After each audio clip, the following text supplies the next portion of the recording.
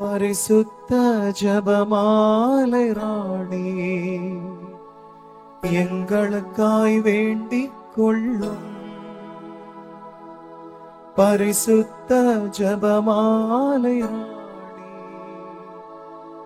எங்களுக்காய் வேண்டிக் கொள்ளும். பரிசுத்த கார்மேல் அன்னையோடு இணைந்து பயணிப்போம். அன்னையின் மாசற்ற இதயத்திற்கு இந்த நேரத்தை அர்ப்பணிப்போம். அருள் நிறைந்த மரியே வாழ்க, ஆண்டவர் உம்முடனே, பெண்களுக்குள்ள ஆசீர்வதிக்கப்பட்டவர் நீரே, உமது திருவயிற்றின் கனியாகிய இயேசுவும் ஆசீர்வதிக்கப்பட்டவரே. புனித மரியே, இறைவனின் தாயே, பாவிகளாயிருக்கிற எங்களுக்காக இப்பொழுதும் எங்கள் இறப்பின் வேளையிலும் வேண்டிக் கொள்ளும். ஆமேன். இறையேசுவில் அன்பார்ந்தவர்களே, பரிசுத்த கார்மேல் அன்னையின் மாசற்ற இதயத்திற்கு நம்மையும் நமது குடும்பங்களையும் நமது தேசத்தையும் திருச்சபையும் அர்ப்பணிக்கின்ற பக்தி முயற்சியின் 8வது நாளுக்கு நாம் கடந்து வந்திருக்கின்றோம். 7வது நாளிலே, அதாவது நேற்றைய நாள், இறை அன்பில் மூழ்கினால் பாவங்களையும் பாவ பழக்க வழக்கங்களையும் தோற்கடிக்க முடியும் என்று பார்த்தோம். இன்று நாம் பாவத்தை தொடக்கத்திலேயே புறக்கணிக்க வேண்டும், தொடக்கத்திலேயே அதை எதிர்க்க வேண்டும். பாவத்தோடு ஒரு காம்ப்ரமைஸும் இருக்கக்கூடாது. இந்த விஷயத்தை பற்றி நாம் தியானிப்போம். துவக்கம் முக்கியம். தொடக்கத்திலே பாவ சிந்தனைகளை தோற்கடிக்க வேண்டும். யாக்கோபு திருமுகம் 1ஆம் அதிகாரம் 14-15 இறைவார்த்தைகள். ஏற்கனவே இந்த இறைவார்த்தையை பற்றி நாம் பேசினோம். இருந்தாலும் மறுபடியும் இதை பற்றி தியானிப்போம். ஒவ்வொருவரும் தம் தீய நாட்டத்தினாலேயே சோதிக்கப்படுகின்றனர். அது அவர்களை கவர்ந்து மயக்கி தன் வயப்படுத்துகிறது. பின்னர் தீய நாட்டம் கருக்குண்டு பாவத்தை பெற்றெடுக்கிறது. பாவம் முழு வளர்ச்சி அடைந்து சாவை விளைவிக்கிறது. இந்த விஷயத்தை பற்றி நாம் ஏற்கனவே பார்த்தோம். பாவத்தின் துவக்கம் சோதனை. பாவத்தின் துவக்கம் சோதனை. சோதனையை பற்றி நமக்கு அறிவு வேணும். தீய நாட்டத்தினால் சாத்தான் நம்மை சோதிப்பார். சோதனையை பற்றி நமக்கு அறிவிருந்தால் சோதனைகளை அப்புறப்படுத்த முடியும். சோதனை வருவது எதனால? ஒன்று, ஜென்ம பாவத்தின் எதிர்விளைவு தான் சோதனை. அதாவது ஆதாம் செய்த பாவம், அதன் வழியாக வந்த எதிர்விளைவு சோதனை. அதனால உலகத்துல எல்லா மனிதர்களுக்கும், ஆதாம் வழி வந்த எல்லா மனிதர்களுக்கும் சோதனை வரும். அதனால்தான் இயேசு ஆண்டவர் திருத்தூதர்களிடம், கெத்செமனே தோட்டத்தில் ஜெபிக்க வந்த திருத்தூதர்களிடம், சோதனையில் உட்படாமல் இருக்க உணர்ந்திருந்து ஜெபியுங்கள்.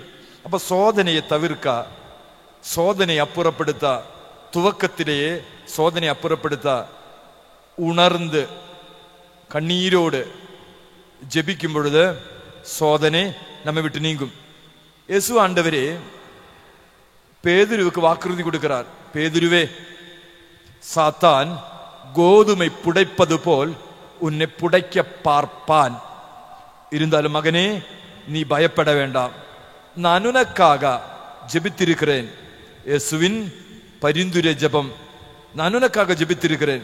சாத்தான் உன்னை சோதிக்க வருவார், கோதுமை போல புடைப்பான். ஆனா பயம் வேண்டாம். காரணம், நான் உனக்காக பரிந்து பேசி இருக்கிறேன். என்னுடைய சப்போர்ட், என்னுடைய பிரசன்ஸ், என்னுடைய பரிந்துரை ஜெபம். நான் சிலுவையில் இரு கரங்களும் விரித்து பிடித்து ஜெபிக்கும் பொழுது உனக்கு சோதனை வராது. என் சிலுவையோடு நீ உன்னையே இரு கரங்களும் என் சிலுவையோடு சேர்த்து அர்ப்பணிக்கும் பொழுது, என்னோடு இணைந்து நீ சிலுவையில் அறையப்படும் பொழுது உனக்கு சோதனை வராது. அப்ப சோதனையை தோற்கடிக்க செய்ய வேண்டியது நீ சிலுவையோடு சேர்ந்து இயேசு கிறிஸ்துவோடு இணைந்து அறையப்படும் பொழுது, கிறிஸ்துவோடு இணைக்கப்படும் பொழுது உனக்கு சோதனை வரவே வராது. அதுக்கு பிறகு பேதுருவிடம் ஆண்டவர் விண்ணப்பிக்கிறார், நீ திரும்பி வந்து உன்னுடைய சகோதரர்களுடைய நம்பிக்கையை உறுதிப்படுத்து. அப்போ சோதனையை வென்று பாவத்தை வென்று நீ திரும்பி வந்து பாவ பழக்க வழக்கங்களில் மூழ்க சான்ஸ் இருக்கிற பிற சகோதரர்களுக்கு நீ வந்து அவங்களே உயர்த்துகின்றார், அவர்களே உணர்த்துகின்றார், அவர்களே அதிலிருந்து பாதுகாக்குகின்றார். தலைவனாக மாறணும். அப்ப நீ தலைவனாக மாறணுங்கிறதுக்கு உனக்கு இருக்கிற தகுதி என்ன? என்னுடைய சிலுவையோடு இணைந்து, சிலுவையை என்னோடு இணைந்து சிலுவையில் அறையப்படுங்கள். சிலுவையோடு அறையப்படும் பொழுது, சிலுவையோடு இணைந்து ஜெபிக்கும் பொழுது, இரத்தத்தோடு இணைந்து ஜெபிக்கும் பொழுது சோதனைகள் நீங்கும். ஜென்ம பாபத்தின் எதிரி விளைவு தான் சோதனை என்று பார்த்தோம். இது நீங்கணுங்கிறதுக்காக இயேசு கிறிஸ்துவினுடைய சிலுவையோடு இணைக்கப்பட்டால் போதும் என்று நாம் பார்த்தோம். கலாத்திய திருமுகம் 3வது அதிகாரம் 13வது இறைவார்த்தை, சிலுவையில் தொங்கவிடப்பட்டவன் சபிக்கப்பட்டவன், சிலுவையில் தொங்கவிடப்பட்டவன் சபிக்கப்பட்டவன். நீ சிலுவையோடு சேர்ந்து தொங்கவிடப்பட்டால் சாபம், அவன் சாபமாக மாறினார், ஆண்டவர் சாபமாக மாறினார். நீ சிலுவையோடு சேர்ந்து அறையப்பட்டால் உன் சாபம் ஆண்டவர் எடுத்து விடுவார். அப்போ சாபம் விலகும், பாவம் விலகும், சோதனை விலகும். நீ சிலுவையோடு இணைக்கப்பட்டால் என்று கலாத்தியர் 3:13 திட்டவட்டமாக பரிசுத்த ஆவி புனித பவுல் அடிகளார் வழியாக நமக்கு வெளிப்படுத்துகின்றார். இனி இரண்டாவது சோதனைக்கு காரணம் என்ன? ஒன்றாவது ஜென்ம பாவம். சோதனை வருவதற்கான ஒன்றாவது காரணம் ஜென்ம பாவம். இரண்டாவது காரணம் என்பது நாம் தொடர்ச்சியாக செய்கின்ற பாவம். இப்போ ஒரு பாவத்தில் மூழ்கிட்டீங்க, மறுபடியும் அதை எதிர்த்து போராடிக்காமல் இருந்தா ரிப்பீட்டடாக அந்த பாவம் மறுபடியும் செய்றீங்க. மறுபடியும் பாவம் ரிப்பீட்டடாக செய்து செய்து செய்து பல பாவங்கள் ரிப்பீட்டடாக செய்யும் பொழுது உன்னுடைய சோதனை அதிகப்படுத்துகிறது. அப்போ உன்னுடைய தனிப்பட்ட பாவம் வழியாக, ஒன்று ஜென்ம பாவம் வழியாக வழியாக வந்த சோதனை, ரெண்டு உன்னுடைய தனிப்பட்ட வாழ்க்கை வழியாக உனக்கு வந்த சோதனை. அப்ப சோதனை வருவதற்கு இரண்டாவது காரணம் நீ ரிப்பீட்டடாக செய்கின்ற உன்னுடைய தனி பாவம், தனிப்பட்ட பாவங்கள். அப்ப அந்த பாவத்தை தோற்க, அந்த பாவத்திலிருந்து விலகி வெளியே வர வேண்டுமானால் பயங்கரமான முயற்சி, பயங்கரமான தியாகம் தேவைப்படுகிறது. இனி மூன்றாவது பாவத்திற்கு, சோதனைக்கு ஆன மூன்றாவது காரணம் என்ன? மூன்றாவது காரணம் என்பது கடமை தவறுவதுதான். உனக்கு கடவுள் கடமை நிறைவேற்றுவதற்கு தேவையான வல்லமை கொடுத்திருக்கிறார். கடமை நிறைவேற்றுவதற்கு தேவையான நண்பனை கொடுத்திருக்கிறார். மோயிசனுக்கு ஆரோனை துணை வழங்கினார். பவுலுக்கு பர்னபாசை துணை வழங்கினார்.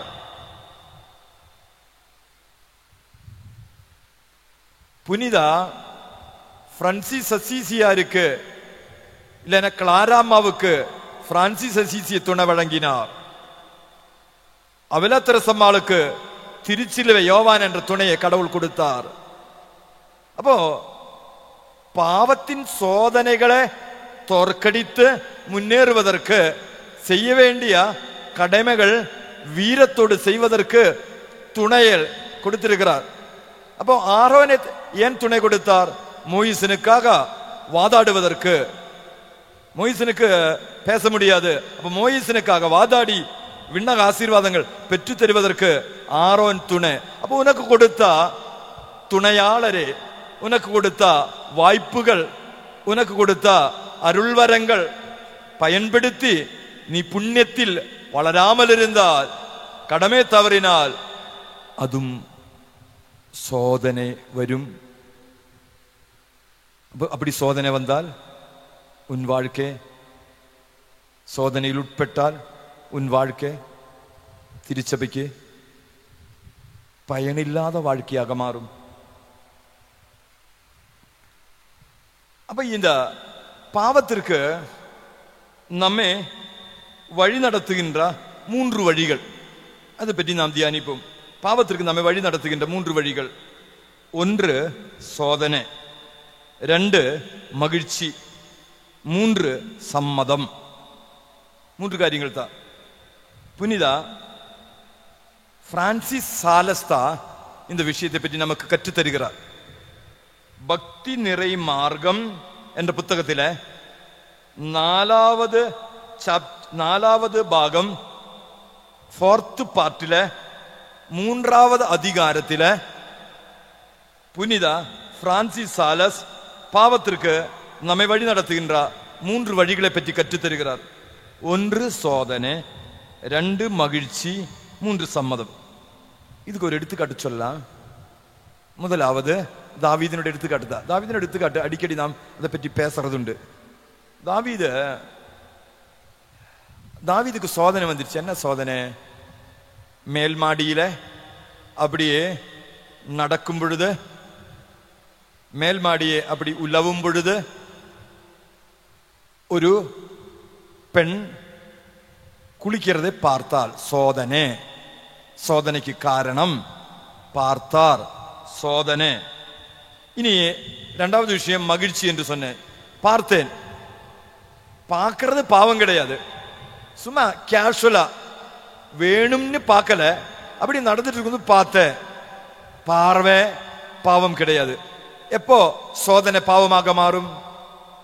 அது அந்த பார்வை பார்த்த பிறகு அந்த பெண்ணை பற்றியும் அந்த காட்சியை பற்றியும் நெஞ்சில் என்ஜாய் பண்றது, மகிழ்ச்சி. அப்ப அந்த பார்வை, அந்த சீன் பார்த்த பிறகு அது தூக்கி போட்டிருந்தா மகிழ்ச்சி வந்திருக்காது. அதை பற்றி தியானிக்கிறது, ஹாய் ஹாய் என்று என்ஜாய் பண்றது மகிழ்ச்சி. சோதனை வந்த உடனே அது தூக்கி போட்டிருந்தா மகிழ்ச்சி வந்திருக்காது. மகிழ்ச்சி வரும் பொழுது நான் உள்ளுக்குள்ள என்னோட நெஞ்சு, என்னோட உடல், என்னோட உள்ளம், என்னோட ஆத்மா முழுவதும் என்ஜாய்மெண்ட், திருப்தி, சாட்டிஸ்பாக்சன், நிறைவு, ஆனந்தம். அப்போ அது என்னோட உடல்ல, என்னோட உள்ளத்தில, என்னோட ஆத்மாவில ஒரு பாகமாக மாறுகிறது. சோதனை என்னோட உடலின் பாகமாகவும் என்னோட ஆத்மாவின் பாகமாகவும், என்னுடைய உடல், உள்ளம், ஆத்மாவின் பாகமாகும். அப்போ என்னோட உடலோடு ஒன்று சேருது சோதனை. அப்போ அது பாவமாக மாறுது. சோ என்ன செய்யணும்? என்ஜாய் பண்ணக்கூடாது, என்டர்டெயின் பண்ணக்கூடாது. அதை பற்றி மறுபடியும் தியானிக்க கூடாது. அது தூக்கி போடணும். 2வது விஷயம். 3வது விஷயம் என்பது சம்மதம். இப்போ அதை என்ஜாய் பண்ணிட்டான் உள்ளுக்குள்ள, மறுபடியும் அந்த சீனை நினைச்சுக்கிட்டு அப்படியே சந்தோஷத்தில் மூழ்கினார். இனி சந்தோஷத்தில் மூழ்கினாலும் பரவாயில்ல, கொஞ்ச நேரம் முடிச்சுட்டு, சே பரவாயில்ல, நான் பாவம் செஞ்சேனே, சே பாவம் செய்தேனே, அதை பற்றி தியானித்திருந்திருக்க கூடாது என்று சொல்லிட்டு, இயேசுவே தந்தையே, விண்ணக தகப்பனே, கடவுளே, தெய்வமே என்று ரிப்பீட்டடாக யெகோவா இயேசுவே என்ற நாமம் சொல்லி உன்னோட உடல்ல, உன்னோட உள்ளத்தில, உன்னோட ஆத்மாவில படிந்திருக்கிற பாவக்கரையை நாமம் சொல்லி தூய ரத்தத்தினால், தூய சிலுவையினால் அப்புறப்படுத்தும் பொழுது 3rd ஸ்டேஜுக்கு நீ கடந்து வர மாட்டீங்க. சம்மதம். ஒத்துக்க மாட்டேங்கிறீங்க.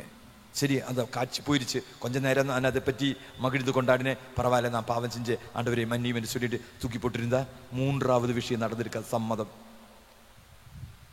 3வது விஷயம் சம்மதம் தான். அவர் பெத்சபாவை கூப்பிட்டார், பாவம் செய்தார், சம்மதம். இது மாதாவை பற்றி நாம் தியானிப்போம். எப்படி இந்த பாவத்தை தோற்கடிக்கிறது, எப்படி சோதனையை தோற்கடிக்கிறது, அதுக்கு மாதா தான் எடுத்துக்காட்டு. மாதா முன்னாடி சோதனை கிடையாது, இன்ஸ்பிரேஷன். இன்ஸ்பிரேஷன் இறை வார்த்தை வழங்கப்பட்டது. மாதாவுக்கு வழங்கப்பட்ட இறை வார்த்தை என்ன? அருள் நிறைந்த மரியே வாழ்க என்ற இறை வார்த்தை வழங்கப்பட்டது. பொழுது மாதாவுக்கு சோதனை வந்துச்சா? வந்துச்சு. என்ன சோதனை? நான் கன்னி ஆயிற்று, நான் எப்படி குழந்தையை பெற்றெடுக்க முடியும்? நான் சூசோப்பரோடு இணைந்து வாழவில்லையே, அப்படி இருக்கா, இது எப்படி நடக்கும்? சந்தேகம் தான், ஒரு சின்ன சந்தேகம். அது ஒன்றும் அவ்வளவு பெரிய பிரச்சனை கிடையாது. அது சாதா மக்கள் கேட்கிற கேள்விதான். நான் கன்னி ஆயிற்று, நீ சொல்ற இறை வார்த்தை அது எப்படி என்னில் நிகழும்? சந்தேகப்பட்டால், கேள்வி கேட்டால், கேள்வி கேட்ட உடனே சம்மனசு பதிலுரைத்தார். கடவுளின் வல்லமை உன் மீது வழும், பரிசுத்தாவி உன் மீது நிழலிடும், பிழக்கப் போகும் குழந்தை தூயது, அவன் யாக்கோபின் குலங்கள் மீது ஆட்சி செலுத்துவார், அவனோட ஆட்சிக்கு முடிவே ஈராது என்று சொன்ன உடனே சந்தேகம் போயிருச்சு, தொய்வு போயிருச்சு, சங்கடம் போயிருச்சு. பின்ன என்ன செஞ்சார்? இரண்டாவது, அப்போ அவள் இறைவார்த்தை என்னும் இன்ஸ்பிரேஷனே தன்னுடைய உடலில் பெற்றுக்கொண்டார், உள்ளத்தில் பெற்றுக்கொண்டால், ஆத்மாவில் பெற்றுக்கொண்டாள். பெற்றுக்கொண்ட பிறகு இரண்டாவது அவள் என்ன செஞ்சார்? மகிழ்ந்தாள். எதில் மகிழ்ந்தாள்? இறைவார்த்தையில் மகிழ்ந்தாள். அதான் லூக்கா 1:46 என்னுள்ளம் கடவுளை போற்றி பெருமைப்படுத்துகிறது, என் மனம் மீட்பெறாம் கடவுளை நினைத்து பேருவகை பேருவகை பேருவகை கொள்கிறது. ஒண்ணு, என் மனம் கடவுளை நினைக்கிறது, நினைவு. ரெண்டு, என் மனம், என் உள்ளம் கடவுளை போற்றி பெருமைப்படுத்துகிறது. அப்போ புகழ்ச்சி பாடல் தான். நெஞ்சில புகழ்ச்சி பாடல், நெஞ்சில ஆராதனை, நெஞ்சில நன்றி பாடல். அப்போ புகழ்ச்சி பாடல். அப்போ புகழ்ச்சி பாடல் மாதாவினுடைய நெஞ்சில ஒன்றாவது. இரண்டாவது, மாதாவினுடைய நெஞ்சில ஆடல். என்னுடைய மனம் பேருவகை கொள்கிறது. அப்போ இயேசுவில் பேருவகை மகிழ்ச்சி. மகிழ்ச்சியின் ரெண்டு ஆசீர்வாதங்கள் மாதாவினுடைய உள்ளத்தில நாம் பார்க்கிறோம். அப்போ இரண்டாவது விஷயம், ஒன்று, மாதா அவநம்பிக்கையை, சந்தேகத்தை அப்புறப்படுத்தி சோதனையிலிருந்து வெளிவந்து தன்னை அர்ப்பணித்தார். அர்ப்பணித்ததுனால இரண்டாவது விஷயமான ஆழமான ஆனந்தமும் ஆழமான மகிழ்ச்சியும் ஆழமான பேருவகையும் அவள் வாழ்க்கையில் கடந்து வருவதற்கு காரணமாக மாறியது. மக்களே, மூன்றாவது என்பது இவ்வளவு மகிழ்ச்சி நிறைந்தா. அப்போ இறைவார்த்தையின் மகிழ்ந்தாள் பரிசுத்த மாதா, இறைவார்த்தையில் பேருவகை கொண்டாள் பரிசுத்த மாதா. அதனால பரிசுத்த மாதா என்ன செஞ்சா? ஒத்துக்கிட்டாள். சம்மதம். என்ன ஒத்துக்கிட்டாள்? உன் வார்த்தையின்படி என்னில் நிகழட்டும் என்று தன்னையே, தன்னுடைய எதிர்கால வாழ்க்கையை, தன்னுடைய கடந்த கால வாழ்க்கையை தன்னை முற்றிலுமாக அவள் அர்ப்பணித்தாள். சம்மதம். இதுதான் புனித பிரான்சிஸ் சாலஸ் நமக்கு சொல்லி தருகிறார். மாதா நமக்கு எடுத்து காட்டுதா. சந்தேகங்கள் வரும் பொழுது, சோதனைகள் வரும் பொழுது, சங்கடங்கள் வரும் பொழுது, கவலைகள் வரும் பொழுது எதை பற்றியும் பாரப்படாமல், கவலைப்படாமல், எல்லாம் எனக்கு நல்லதாக அமையும் என்ற எண்ணத்தோடு, நம்பிக்கையோடு கடவுளுக்கு அர்ப்பணிக்கும் பொழுது உன்னுடைய வாழ்க்கையில பாவங்கள் வரவே வராது. சுருக்கமா சொன்ன, அன்னையோடு இணைந்து பயணித்தால் பாவத்தை தோற்கடிக்க முடியும். பரிசுத்த மாதாவினை பற்றி சோதனை வழியாக வருகின்ற சந்தோஷம், இது அப்புறப்படுத்தி இறைவனை அனுபவிக்கும் பொழுது நாம் கடவுளுக்கு உகந்தவர்களாக மாறும். இனி சோதனையை பற்றி நாம் பேசும் பொழுது இயேசு கிறிஸ்துவனுடைய 3 சோதனைகளை பற்றி நாம் தியானிப்போம். இயேசு கிறிஸ்து பரிசுத்தாவியினால் ஆட்கொள்ளப்பட்டு பாலை வனத்திற்கு வழிநடத்தப்பட்டார், பாலை நிலத்திற்கு வழிநடத்தப்பட்டார்.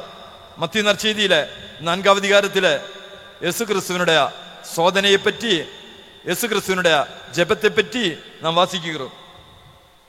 என்னத்துக்கு இயேசு கிறிஸ்து 40 நாட்கள் தவம் இருந்தார்? என்னத்துக்கு ஃபாஸ்டிங் இருந்தார்? 40 நாள் உணவின்றி தண்ணீரின்றி ஃபாஸ்டிங் இருக்க தேவையா? எதற்காக அவன் ஃபாஸ்டிங் இருந்தார்? அதற்கு ஒரு காரணம் உண்டு, அடிப்படை காரணம் உண்டு. 40 ஆண்டுகள் இஸ்ரேல் மக்கள் பாலைவனத்தில சோதனைக்கு உட்பட்டு தோல்வி அடைந்தனர். 40 ஆண்டுகள் முணுமுணுத்தனர். 40 ஆண்டுகள் சிலையை வழிபட்டனர். 40 ஆண்டுகள் கட்டளையை மீறிவிட்டனர். 40 ஆண்டுகள் கிளர்ச்சி செய்தனர்.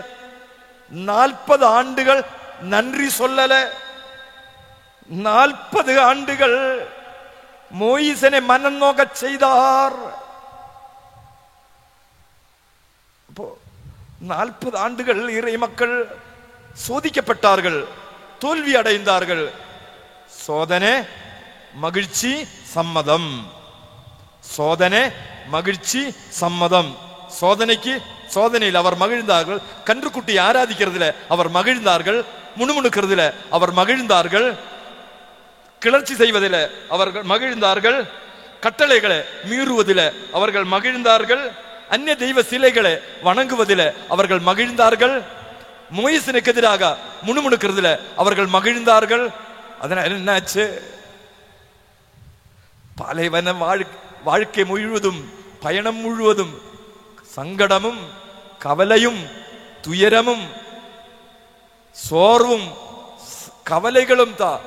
அப்போ இஸ்ரேல் மக்களுடைய பாலைவன வாழ்க்கை, பாலைவன திருப்பயணம், விடுதலை பயணம், தோல்வியின் பயணம். அது மக்களை வெற்றியின் பயணமாக மாற்றுவதற்கு தான் தன் மக்கள் தோற்று போன இடத்தில பிசாசை தோற்கடித்து வெற்றி பெறுவதற்காக அவன் இயேசு நம் தகப்பன் 40 நாள் தவமிருந்து வெற்றி பெற்றார். அப்ப இந்த வெற்றி பெற்ற ஆண்டவரே இறுதி நேரத்தில் சோதித்து தோற்கடிக்க வேண்டும் என்ற எண்ணத்தோடு சாத்தான் வந்துட்டு என்ன சொல்றா? 40 நாள் ஃபாஸ்டிங் இருந்தீங்கல்ல, என்னத்துக்கு உன்னோட உடலை கஷ்டப்படுத்துறீங்க? உடல் கொடுத்தது கடவுள் தான், உடல் நல்லது தான்.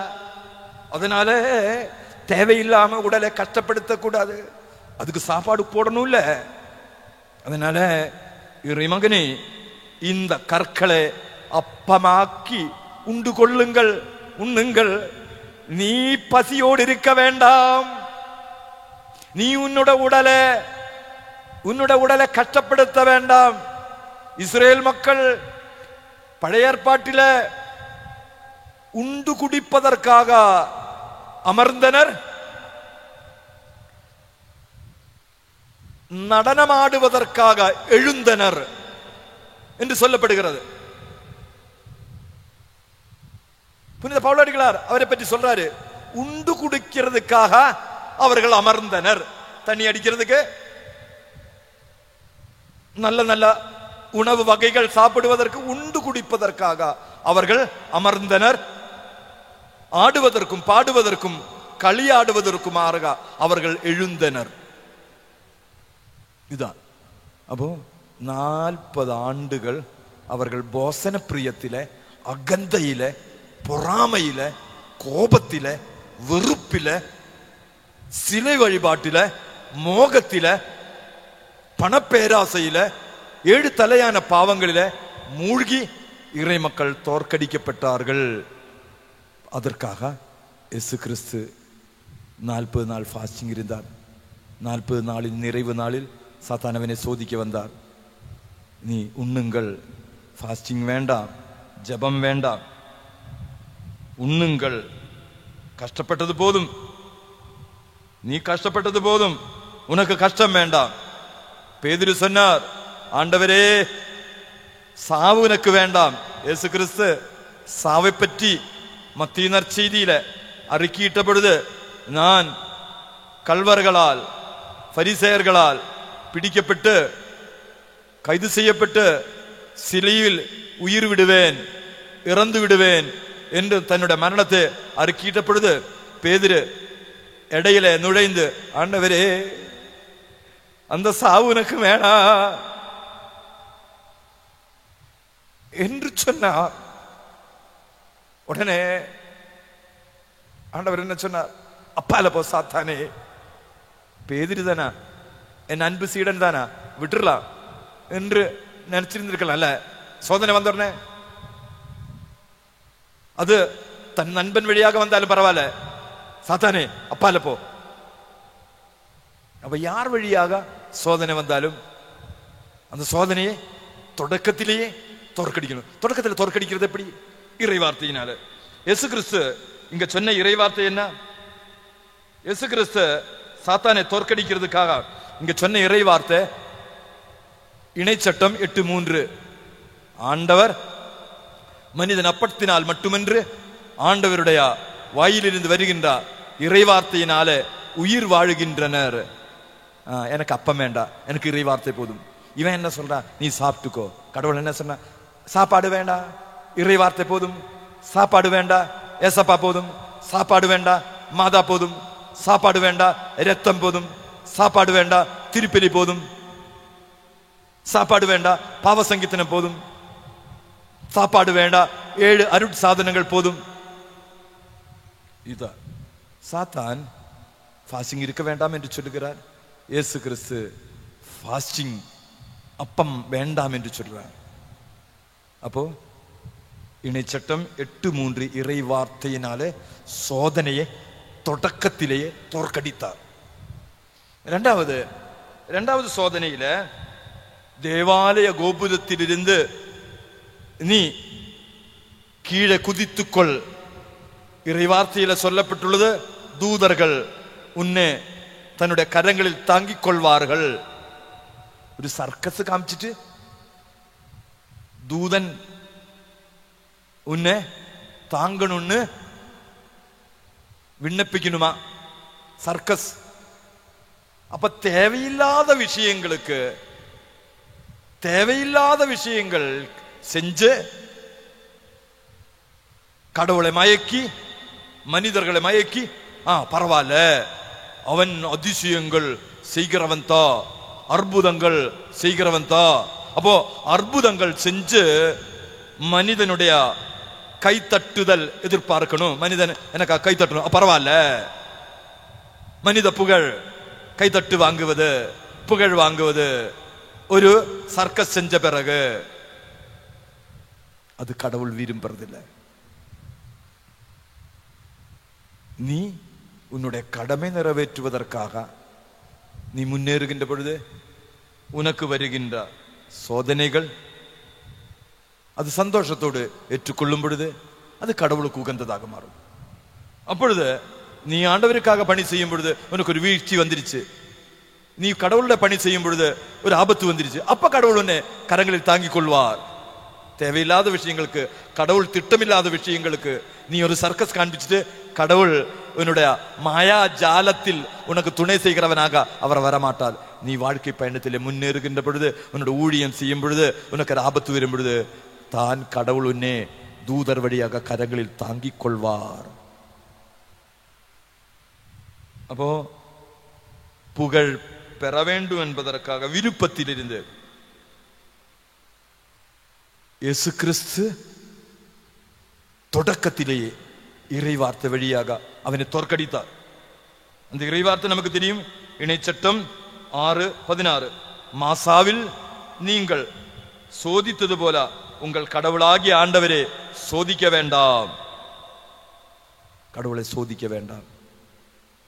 இறை வார்த்தை வழியாக தொடக்கத்திலேயே சோதனையை கடவுள் இயேசு தோற்கடித்தார்.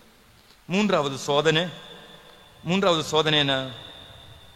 அதாவது அழக சாத்தா இயேசுவிடம் சொல்லுகின்ற விஷயம் என்ன? இந்த உலகம் முழுதும் எனக்குரியது, நீ என்னை வணங்கினால் இந்த உலகம் முழுவதையும் உனக்கு தருவேன். வாக்குறுதிதான். ஷார்ட் வழி. உலகத்தை தன் வசப்படுத்துவதற்கு சாத்தானை வணங்கினா போதும்.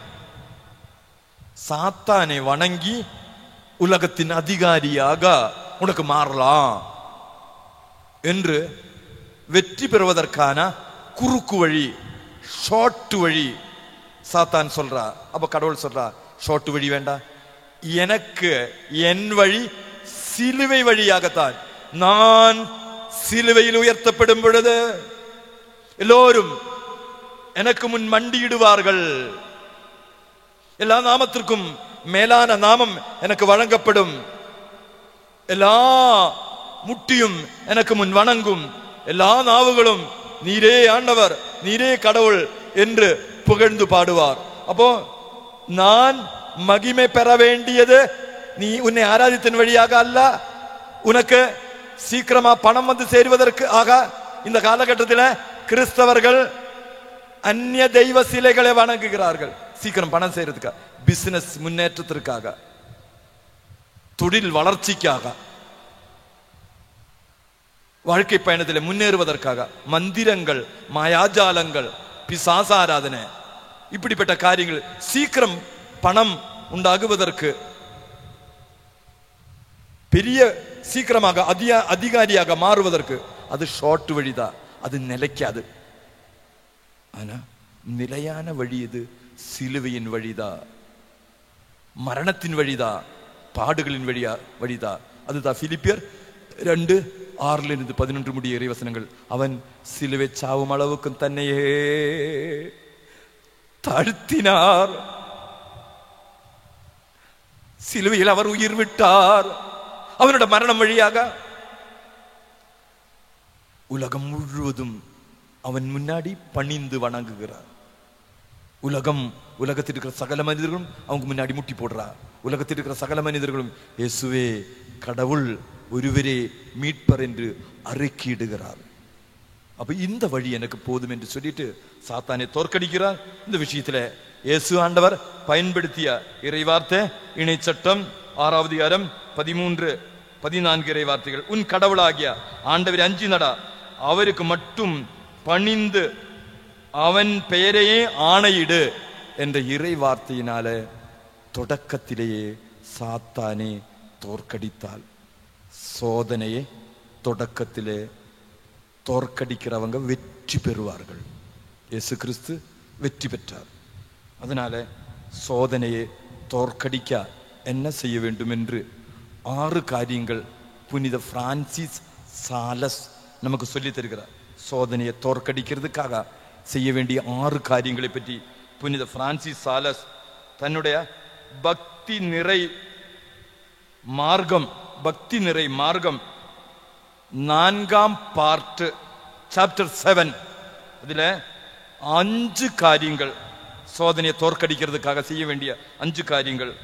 1, சோதனையை தோற்கடித்து வெற்றி பெற்ற சிலுவை ஆண்டவரே கண்முன் நிறுத்த வேண்டும்.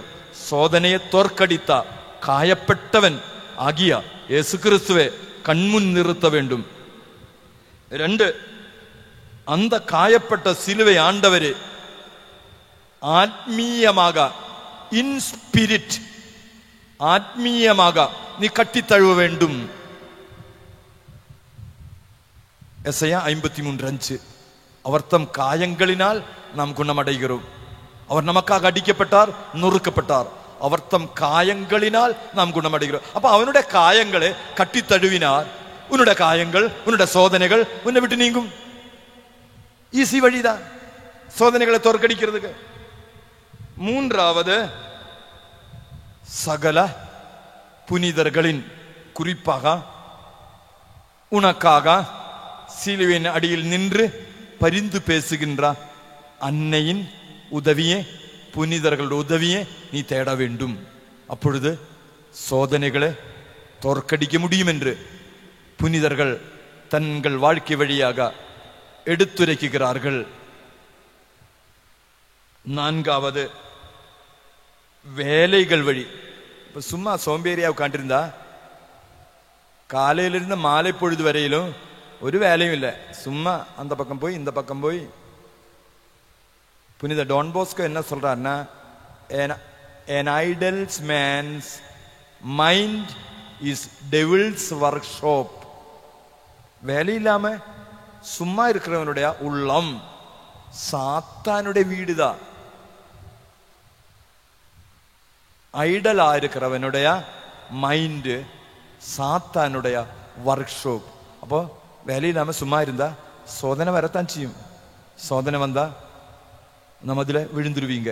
அப்ப அதனால நிரந்தரம் ஏதாச்சும் வேலை செஞ்சுட்டு ஓடி ஓடி நடந்துட்டே இருக்கணும். பைபிள் படிக்கிறது, இறைவா புனிதர்கள சரித்திரம் படிக்கிறது, ஏதாவது காட்டு வேலை செய்யறது, கிச்சன்ல போய் உதவி செய்யறது, இது எதுவும் இல்லாம இருந்தா ஜெபமாலை சொல்றது.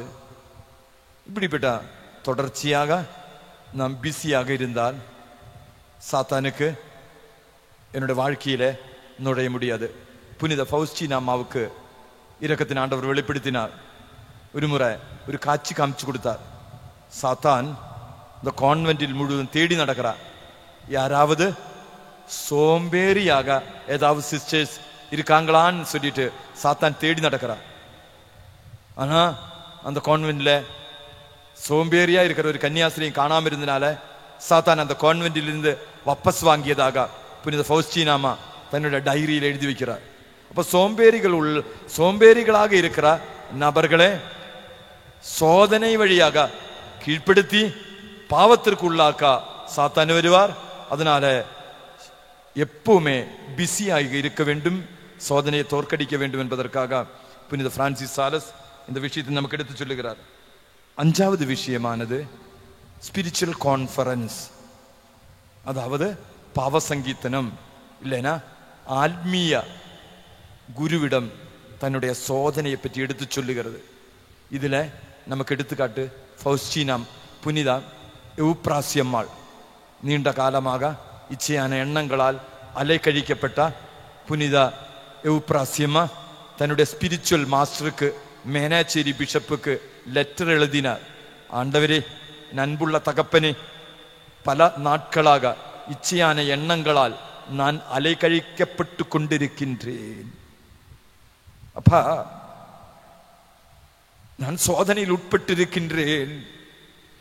ஆனா நான் பாவம் செய்யல, ரொம்ப கஷ்டப்படுற.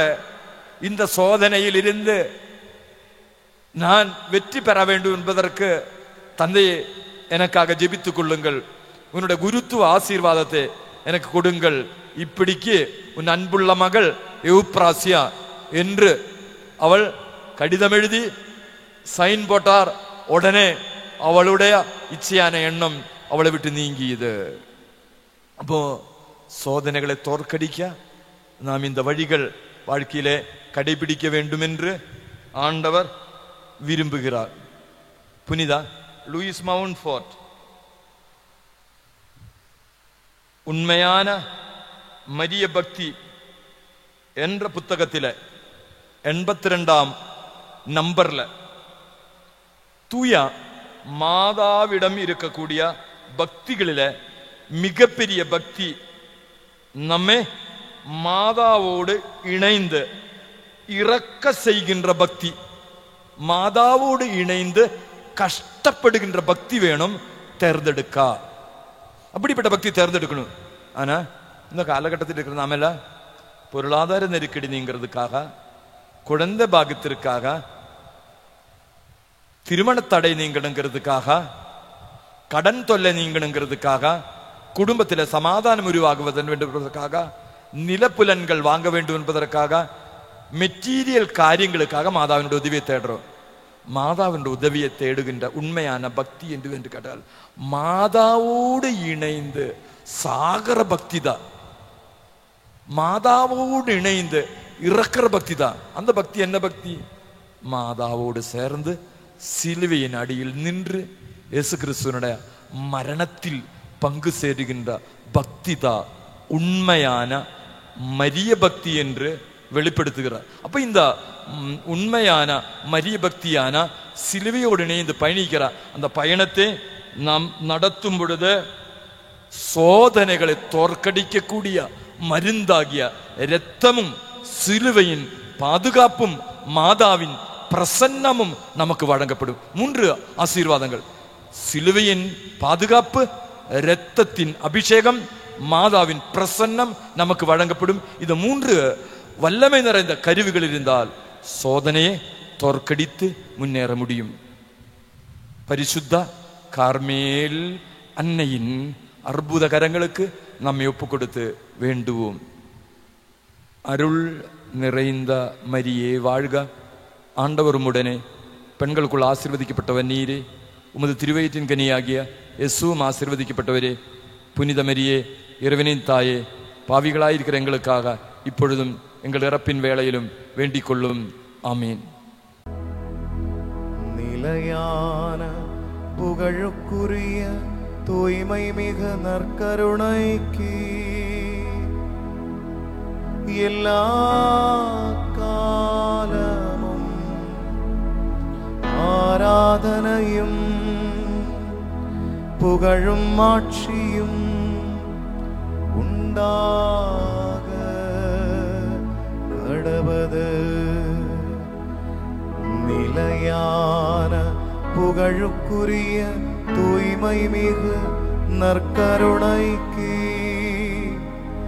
எல்லா காலமும் ஆராதனையும் புகழும் ஆட்சியும் உண்டாக கடவது. ஒப்பு கொடுப்போம்.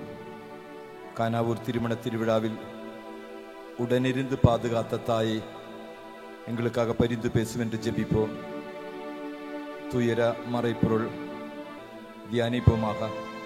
இந்த 10 மணியை ஒப்பு கொடுக்கின்ற பொழுது, ஆண்டவரே, போதை அடிமத்தனங்களில், தவறான பழக்க வழக்கங்களில், உறவு முறைகளில் வாழுகின்ற எல்லா மக்களையும் அன்னையின் மாசற்ற இதயத்திற்கு அர்ப்பணித்து வேண்டுவோம், ஜெபிப்போம்.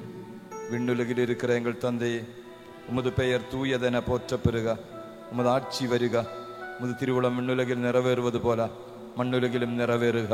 எங்கள் அன்றாட உணவை இன்று எங்களுக்கு தாரும். எங்களுக்கு எதிராக குற்றம் செய்வோரை நாங்கள் மன்னிப்பது போல எங்கள் குற்றங்களை மன்னியும். எங்களை சோதனையில் விளைவிடாதையும் தீமையிலிருந்து எங்களை விடுவித்தருளும். பரிசுத்த மாதாவே, எல்லா பலவீன உடையவர்களையும், பாவிகளையும், பாவ பழக்க வழக்கங்கள் இருக்கிறவர்களையும் உமது மாசற்றத்துக்கு அர்ப்பணிக்கின்றோம். அவர்களுக்கு மனமாற்றத்தின் அபிஷேகத்தை தாரும். அதன் வழியாக பாவ சங்கீர்த்தனம் செய்து கடவுளோடும் திருச்சபையோடும் இணைந்து வாழ வரம் தாரும். அருள் நிறைந்த மரியே வாழ்க, ஆண்டவரும் உடனே, பெண்களுக்குள் ஆசீர்வதிக்கப்பட்டவன் நீரே, உமது திருவயிற்றின்கனியாகிய இயேசுவும் ஆசீர்வதிக்கப்பட்டவரே. புனித மரியே, இறைவனின் தாயே, பாவிகளாயிருக்கிற எங்களுக்காக இப்பொழுதும் எங்கள் இறப்பின் வேளையிலும் வேண்டிக் கொள்ளும். ஆமென்.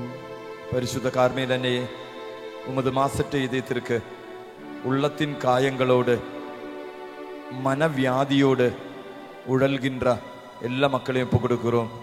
அவருக்காக பரிந்து பேசும், அவரை குணப்படுத்தும். அருள் நிறைந்த மரியே வாழ்க, ஆண்டவரும் உடனே, பெண்களுக்குள்ள ஆசீர்வதிக்கப்பட்டவன் நீரே, உமது திருவயிற்றின்கனியாகிய இயேசுவும் ஆசீர்வதிக்கப்பட்டவரே. புனித மரியே, இறைவனின் தாயே, பாவிகளாயிருக்கிற எங்களுக்காக இப்பொழுதும் எங்கள் இறப்பின் வேளையிலும் வேண்டிக் கொள்ளும். ஆமென். பரிசுத்த மாதாவே, இறையன்னையே, கார்மேல் அன்னையே, குழந்தை செல்வங்கள் இல்லாமல் கஷ்டப்படுகின்ற தம்பதியர்களை ஒப்புக் கொடுக்கிறோம். அவர்களுக்கு குழந்தை பாக்கியத்தை தந்து ஆசீர்வதிக்க வேண்டும் என்பதற்காக அவர்களை அன்னையின் அற்புத கரங்களுக்கு ஒப்புக் கொடுத்து, அருள் நிறைந்த மரியே வாழ்க, ஆண்டவரும் உடனே, பெண்களுக்குள்ள ஆசீர்வதிக்கப்பட்டவன் நீரே, உமது திருவயிற்றின் கனியாகிய இயேசுவும் ஆசீர்வதிக்கப்பட்டவரே. புனித மரியே, இறைவனின் தாயே, பாவிகளாயிருக்கிற எங்களுக்காக இப்பொழுதும் எங்கள் இறப்பின் வேளையிலும் வேண்டிக் கொள்ளும். ஆமென். அன்பு கார்மேல் அன்னையே, அமைதி இழந்த குடும்பங்களை ஒப்புக் கொடுக்கிறோம்.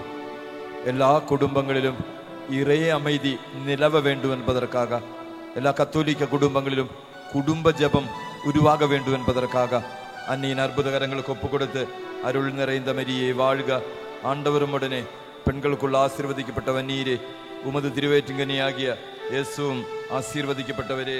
புனித மரியே, இறைவனின் தாயே, பாவிகளாயிருக்கிற எங்களுக்காக இப்பொழுதும் எங்கள் இறப்பின் வேளையிலும் வேண்டிக் கொள்ளும். ஆமென். அன்பு கார்மேல் மாதாவே, எங்களது பலிபீடத்துக்கு முன் எழுதி வைக்கப்பட்டுள்ள எல்லா ஜப கருத்துக்களையும், எங்களது ஜப உதவி கேட்டிருக்கக்கூடிய ஒவ்வொரு மகனையும் மகளையும் உமது மாசற்றை தீர்த்துக்கு அர்ப்பணித்து வேண்டுகிறோம். அருள் நிறைந்த மரியே வாழ்க, ஆண்டவரும் உடனே பெண்களுக்குள்ள ஆசீர்வதிக்கப்பட்டவர் நீரே, உமது திருவற்றிங்கனியாகிய இயேசுவும் ஆசீர்வதிக்கப்பட்டவரே. புனித மரியே, இறைவனின் தாயே, பாவிகளாயிருக்கிற எங்களுக்காக இப்பொழுதும் எங்கள் இறப்பின் வேளையிலும் வேண்டிக் கொள்ளும். ஆமென். அன்பு கார்மேல் மாதாவே, தொழில் இல்லாமல் கஷ்டப்படுகின்ற வாலிப மக்களுக்கு தொழில் வாய்ப்புகள் உருவாக்கி அவர்களை ஆசீர்வதிக்க வேண்டும் என்பதற்காக உமது மாசற்றீத்துக்கு அவர்களை அர்ப்பணிக்கின்றோம். அருள் நிறைந்த மரியே வாழ்க, ஆண்டவரும் உடனே பெண்களுக்குள்ள ஆசீர்வதிக்கப்பட்டவர் நீரே, உமது திருவற்றிங்கனியாகிய இயேசுவும் ஆசீர்வதிக்கப்பட்டவரே. புனித மரியே, இறைவனின் தாயே, பாவிகளாயிருக்கிற எங்களுக்காக இப்பொழுதும் எங்கள் இறப்பின் வேளையிலும் வேண்டிக் கொள்ளும். ஆமென். அன்பு கார்மேல் அன்னையே, கார்மேல் தியான இல்லத்தின் எல்லா பொருளாதார தேவைகளையும் உமது மாசற்றீத்துக்கு அர்ப்பணித்து அருள் நிறைந்த மரியே வாழ்க, ஆண்டவரும் உடனே பெண்களுக்குள்ள ஆசீர்வதிக்கப்பட்டவர் நீரே, உமது திருவயிற்றின் கனியாகிய இயேசுவும் ஆசீர்வதிக்கப்பட்டவரே. புனித மரியே, இறைவனின் தாயே, பாவிகளாயிருக்கிற எங்களுக்காக இப்பொழுதும் எங்கள் இறப்பின் வேளையிலும் வேண்டிக் கொள்ளும். ஆமென். அன்பு மாதாவே, கார்மேல் தியான இல்லத்தில் ஊழியம் செய்கின்ற எல்லா அருட்தந்தீர்களையும் உமது மாசற்றை இதயத்துக்கு அர்ப்பணித்து அருள் நிறைந்த மரியே வாழ்க, ஆண்டவரும் உடனே பெண்களுக்குள்ள ஆசீர்வதிக்கப்பட்டவர் நீரே, உமது திருவயிற்றின் கனியாகிய இயேசுவும் ஆசீர்வதிக்கப்பட்டவரே. புனித மரியே, இறைவனின் தாயே,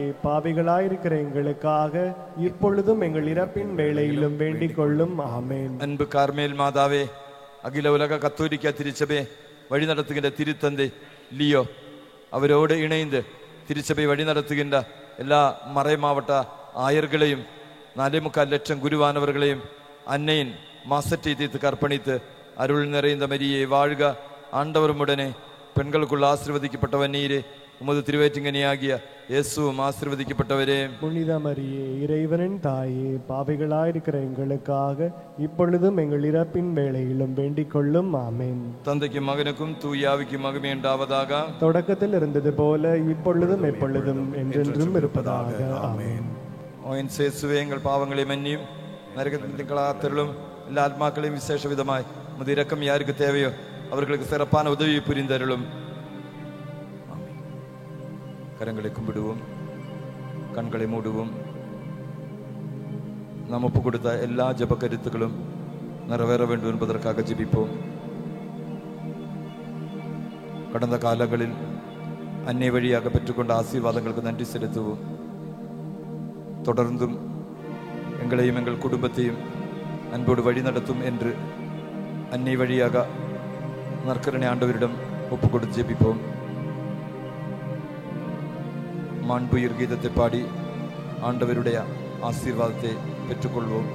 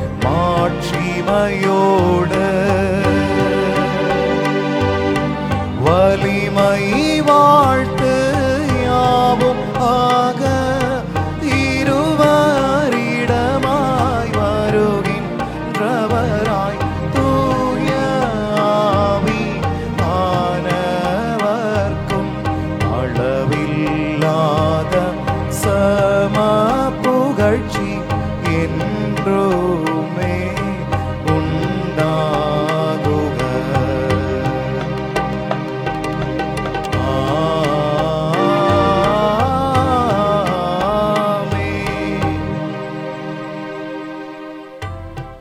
மன்றாடுவோமாக.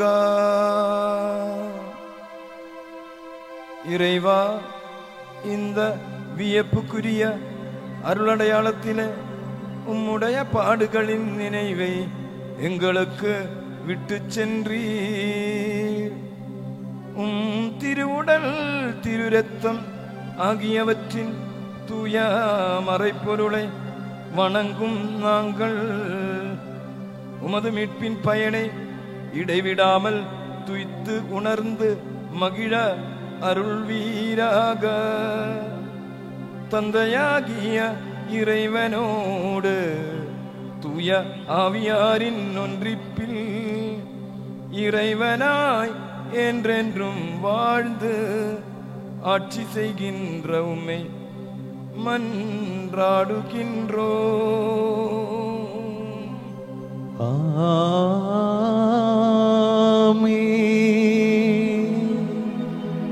രണ്ട് കരങ്ങളും നற்கருணை ஆண்டவருக்கு நேராக நீட்டிக்கொண்டு குரல் எழுப்பி எல்லா மக்களும் சேர்ந்து ஒன்று சேர்ந்து ஆண்டவரை அழைப்போமா, ஸ்துதிப்போமா.